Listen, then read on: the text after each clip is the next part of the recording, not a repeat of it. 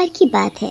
विनोद नाम के एक अमीर लड़के को एक गरीब परिवार की लड़की काजल से प्यार हो जाता है। एक दिन विनोद काजल के घर जाता है और काजल से बोलता है, काजल, मैं तुमसे बहुत प्यार करता हूँ और मैं तुमसे शादी करना चाहता हूँ। विनोद, तुम तो हमारे घर की हालत जानते ही हो। मेरे माँ बाबा के पास इतने पैसे नहीं है कि वो मेरी धूमधाम से शादी कर सके। हमारे तो घर का खर्च भी बड़ी मुश्किल से चलता है, और वैसे भी तुम्हारे घर वाले बहुत पैसे वाले हैं, वो मुझ गरीब को नहीं अपनाएंगे। काजल, हम दोनों मंदिर में शादी कर लेते हैं और एक बार शादी हो गई तो मेरे घर वाले तुम्हें अपना ही लेंगे। मेरे घर में मेरी माँ और बहन ही हैं और मैं जानता हूँ कि वो मुझसे बहुत प्यार करती हैं। हाँ, ये जरूर है कि वो हमारी शादी से खुश नहीं होंगी, पर कुछ दिनों में सब ठीक हो ही जाएगा। मगर ऐसा करना ठीक नहीं होगा।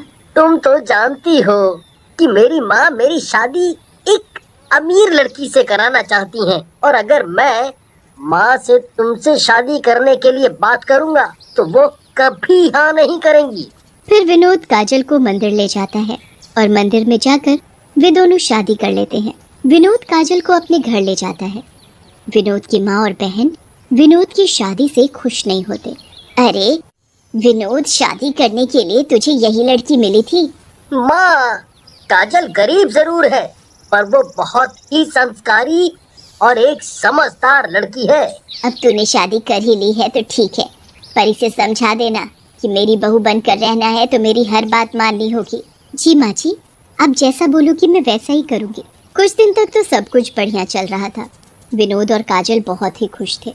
पर एक दिन विनोद के ऑफिस जाने के बाद विनोद की माँ काजल से बोलती है, अरे ओ बहू रानी, जरा इधर तो आना। आज से काम वाली नहीं आएगी, इसलिए अब से घर का सारा काम तुम्हें ही करना है। तभी विनोद की बहन रेखा बोलती है, और हाँ भाभी, मेरे कपड़े भी प्रेस कर देना। काजल घर का सारा काम करती है। अगले दिन विनोद के ऑफिस जाते ही विनोद की माँ और बहन काजल से बोलती है, काजल जल्दी से घर का सारा काम खत्म करके बाजार से सब्जी ले आना, और हाँ सारे कपड़े भी धो देना। माँ जी, कल ही तो मैंने बहुत सारे गंदे कपड़े धोए थे। अरे मुझसे जुबान लड़ाती है। अरे वो कपड़े तो कल के थे और ये सारे गंदे कपड़े आज के हैं।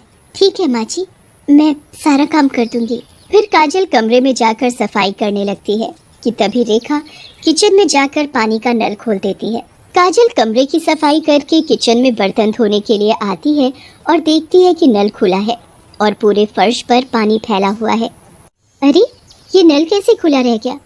हे भगवान, टंकी का तो सारा पानी खत्म हो गया। अब मैं बर्तन कैसे धोऊंगी? अभी तो मुझे कपड़े भी धोने हैं। काजल अपनी सास के पास जाती है और बोलती है, माँ जी नल में पानी नहीं आ रहा और अब मैं कपड़े कैसे धोऊंगी? पानी नहीं आ रहा तो क्या हुआ? घर के बाहर तो नल लगा है, वहाँ से पानी भर कर ला और काम कर।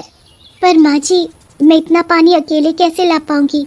अरे वाह जी वाह, एक तो तुझ गरीब को मैंने अपने घर की बहू बनाया, ऊपर से तू बातें बनाती है। हाँ माँ, बातें बनाना तो कोई भाभी से सीखे। माँ, मैं तो कहती हूँ जब तक भाभी घर का काम ना खत्म कर ले तब तक इन्हें खाने पीने को कुछ ना दो, तभी इनकी अकल ठिकाने आएगी। रात हो जाती है। विनोद ऑफिस से घर आता है तो काजल विनोद से बोलती है, अब विनोद, माँ जी और रेखा सारा दिन मुझसे घर का काम कराती हैं, मुझे गरीब होने के ताने तक देती हैं, और तो और जब मैं घर का सारा काम कर लेती हूँ तब मुझे खाना और पीने के लिए पानी देती हैं। ये क्या कह रही हो काजल? माँ तुम्हारे साथ ऐसा करती है? तुम चिंता मत करो, मैं माँ से बात करूँगा, देखना सब ठीक हो जाएगा। अरे मैं तो तुम्हें एक बात बताना ही भूल गया। अच्छी कौन सी बात? मुझे कल ऑफिस के काम से मुंबई जाना है। मैं भी आपके साथ चलूंगी। अरे बाबा, मैं ऑफिस के काम से जा रहा हूँ, बस कुछ ही दिनों की तो बात है। अच्छा, तो जब मैं मुंबई से वापस आ जाऊंगा तब हम दोनों कुछ दिनों के लिए बाहर घूमने चलेंगे। पक्का ना आप मुझे लेकर जाओगे? हाँ बाबा, पक्का लेकर जाऊंगा। अगले दिन सुबह विनोद अपनी माँ और बहन रेखा से बात करता है और फिर अपना बैग लेकर मुंबई के लिए निकल जाता है। विनोद के जाते ही विनोद की माँ और बहन दोनों काजल के पास जाती हैं और काजल से बोलती हैं, क्यों री महारानी, लगा देना हम दोनों माँ बेटी की शिकायत अपने पति से। अब देख मैं क्या करती हूँ। जब तक तू पूरे घर का काम नहीं खत्म कर लेती तब तक तुझे खाने को तो क्या, पीने के लिए एक बूंद पानी तक नहीं मिलेगा। बेचारी काजल रोते हुए घर का काम करती है। काम करते करते काजल को बहुत प्यास लगती है। काजल रेखा से पानी मांगती है। रेखा, बहुत प्यास लगी है, थोड़ा पानी पीने दो।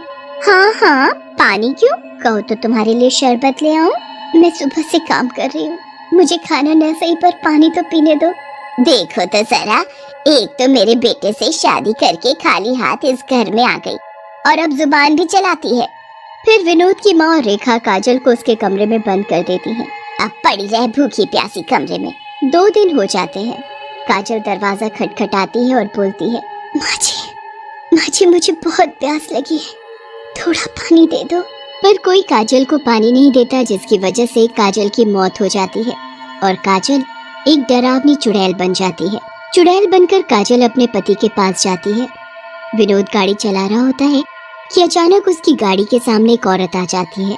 विनोद गाड़ी रोककर बाहर देखता है तो उसे एक चुड़ैल दिखाई देती है, जिसे देखकर विनोद बहुत डर जाता है।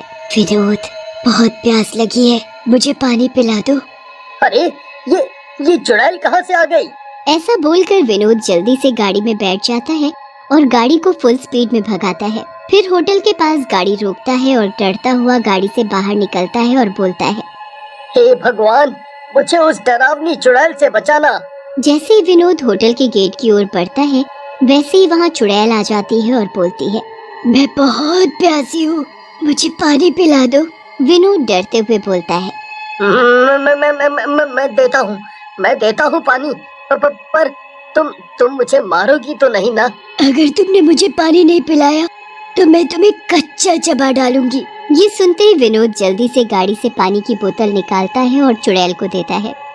चुड़ैल पानी पीते ही काजल के रूप में आ जाती है और विनोद से बोलती है, पानी पीकर अब मेरे अंदर कुछ ताकत आई। विनोद, मैं काजल हूँ।